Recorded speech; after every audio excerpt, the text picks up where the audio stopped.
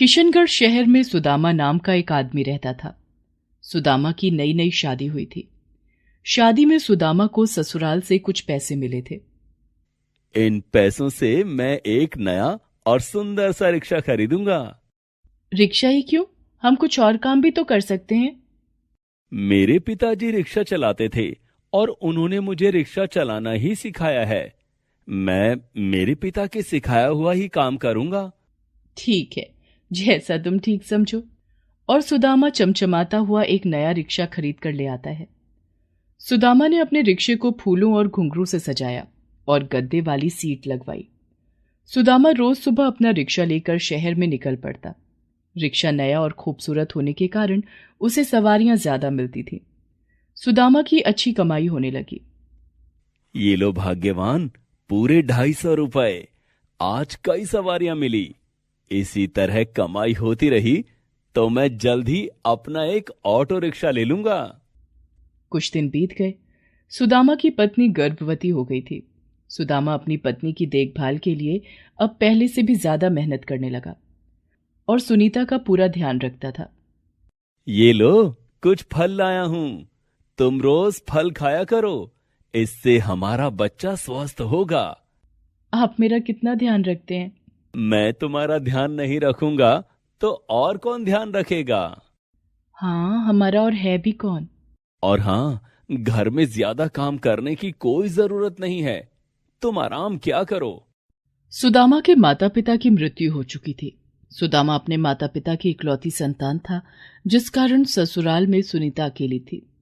दिन बीत रहे थे और सुनीता का गर्भ धीरे धीरे 9वें महीने में पहुंच गया था। तुम तो रोज रिक्शा लेकर निकल जाते हो। अगर मुझे कुछ हो गया तो कोई देखने वाला भी नहीं है। तुम चिंता मत करो, तुम्हें कुछ नहीं होगा। मैं अब शाम को घर जल्दी आया करूंगा। इतना कहकर सुदामा रोज की तरह सुबह रिक्शा लेकर निकल पड़ता है। सड़क के किनारे खड़ा होकर सुदामा सवारियों का इंतजार कर रहा था। तभी उसे एक सवारी मिली, एक काला सा आदमी जिसने बहुत अजीब से कपड़े पहन रखे थे। उसने सुदामा को रोका और उसके रिक्शे पर बैठ गया। उस आदमी के हाथ में एक गदा भी थी। ये दूसरे ग्रह से आया है क्या? कैसे कपड़े पहन रखे हैं? या फिर कोई बहरूपिया होगा। कहां जाना है साहब?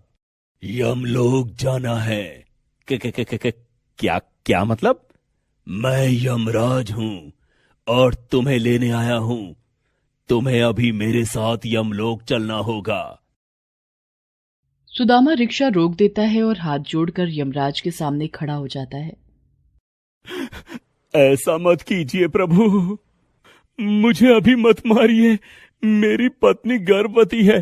कुछ ही दिनों में वो मेरे बच्चे को जन्म देने वाली है। उसका ख्याल कौन रखेगा? लेकिन तुम्हारा वक्त आ गया है। पृथ्वी लोक पर तुम्हारा और तुम्हारी पत्नी का साथ यहीं तक था।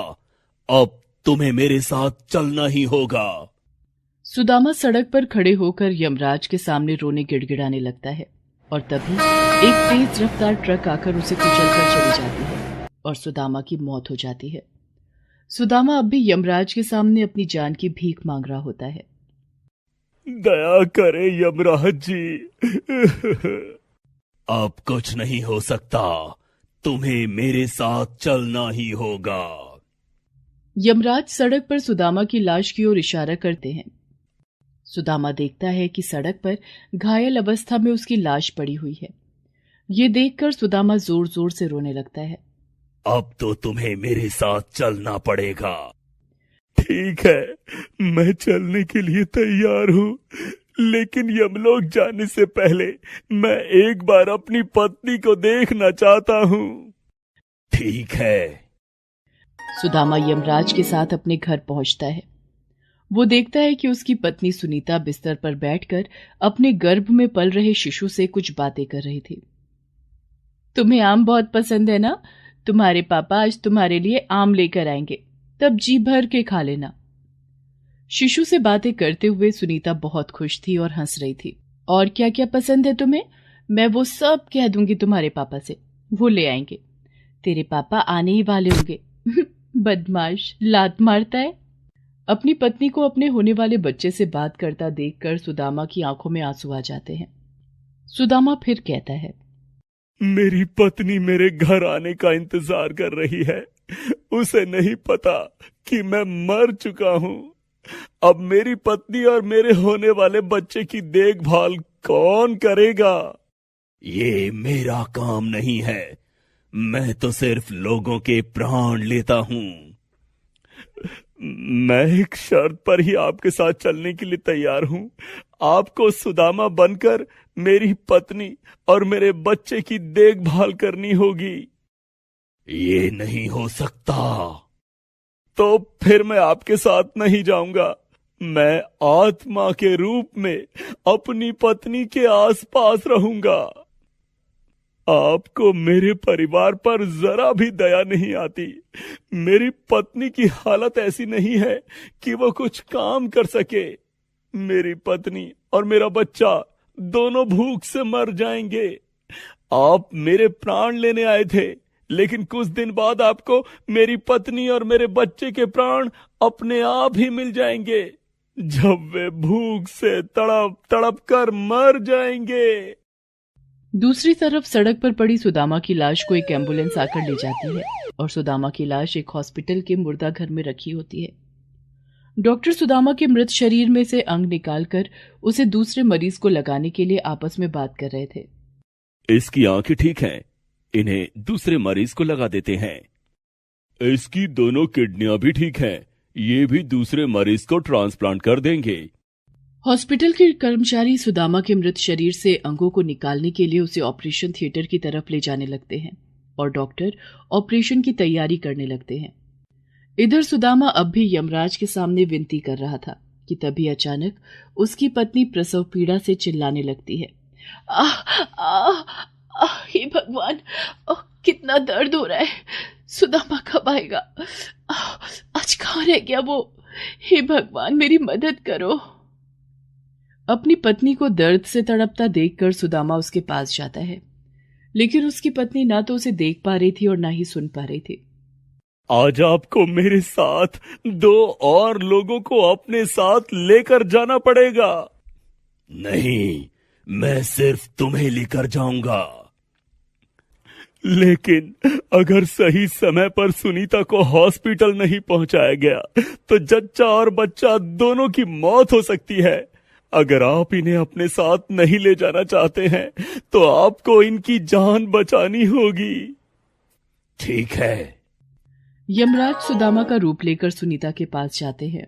तुम परेशान मत हो सुनीता, मैं आ गया हूँ। और यमराज सुनीता को रिक्शे पर बिठाकर खुद रिक्शा चलाकर उसे हॉस्पिटल ले जाते हैं। सुदामा के रूप में यमराज सुनीता को उसी हॉस्पिटल में ले जाते हैं जहां पहले से सुदामा का मृत शरीर ऑपरेशन के लिए ऑपरेशन टेबल पर रखा हुआ था। सुदामा के रूप में यमराज सुनीता को हॉस्पिटल के सामने रिक्शे पर ही छोड़कर गायब हो जाते हैं। सुनीता दर्द से बेहद चिल्ला रही थी। आह आह आह।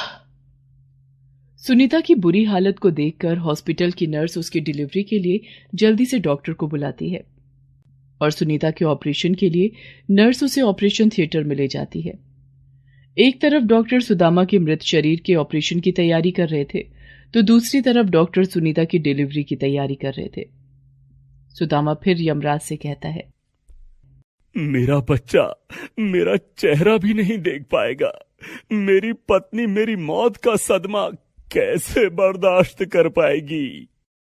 मुझे इस बात से कोई मतलब नहीं है। मैं तुझे लेने आया हूं और तुझे लेकर ही जाऊंगा। तो फिर एक शर्त है। कैसी शर्त? अगर मेरी पत्नी को लड़का हुआ तो आप मेरी आत्मा को मेरे बेटे के शरीर में डाल देना। इस तरह से मैं बेटा बनकर अपनी पत्नी के पास भी रहूंगा। ठीक है, मुझे मंजूर है। इधर डॉक्टर सुदामा के मृत शरीर का ऑपरेशन करके उसके अंग निकाल देते हैं और दूसरे मरीज को लगाने की तैयारी करते हैं। उधर सुदामा की पत्नी सुनीता एक बहुत ही सुंदर बेटे को जन्म देती है।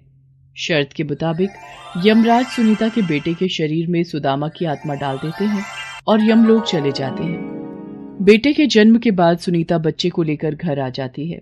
सुदामा के लौट के नहीं आने का दुख उसे बेहद सता रहा था। तभी सुनीता का पड़ोसी आकर उसे बताता है कि सड़क दुर्घटना में सुदामा की मौत हो गई है। सुदामा की मौत की खबर सुनकर सुनीता पर जैसे दुखों का पहाड़ टूट पड़ता है। रोती बिलखती सुनीता अपने मायके चली जाती है और अपने माता पिता के साथ रहने लगती है। मायके में ही सुनीता अपने बच्चे का पालन पोषण करती है। Please subscribe this channel.